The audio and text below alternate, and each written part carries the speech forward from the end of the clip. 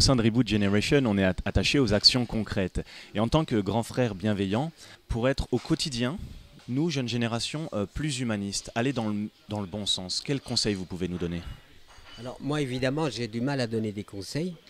J'ai du mal à donner des conseils parce que je ne me prétends pas, disons, donneur de conseils. Par contre, il y a des éléments qui sont fondamentaux. Je pense que la question de la bienveillance, la question, etc., ça c'est quelque chose qui doit s'intégrer petit à petit dans nos modes d'existence. Je ne crois pas, absolument pas, que la société puisse changer si l'être humain ne change pas. On peut manger bio, se chauffer à l'énergie solaire et exploiter son prochain. C'est pas incompatible.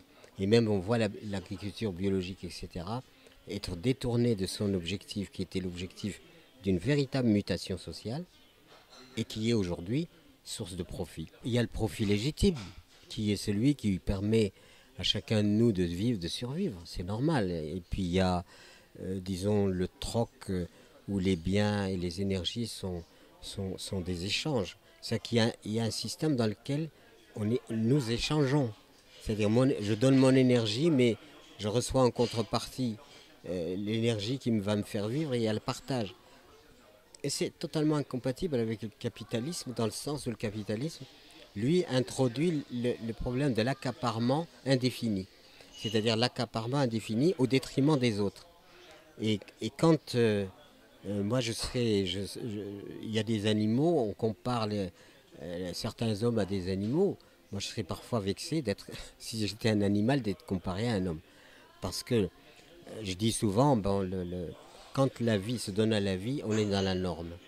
Quand un lion mange une antilope, il digère son antilope. Mais il n'a pas de banque d'antilopes ni d'entrepôt d'antilopes pour aller au-delà de sa nécessité. Il reste dans sa nécessité. Là, on est dans l'éthique. Je réponds à mes besoins légitimes de survie. Et ça, c'est légitime. Voilà. Mais quand je rentre dans le système de l'accaparement, au-delà de mes besoins, à ce moment-là, c'est ce qu'on appelle le capitalisme. Et on est dans un système aujourd'hui planétaire, où cette planète magnifique, on est en train de la ruiner littéralement, et en même temps de nous rendre la vie impossible.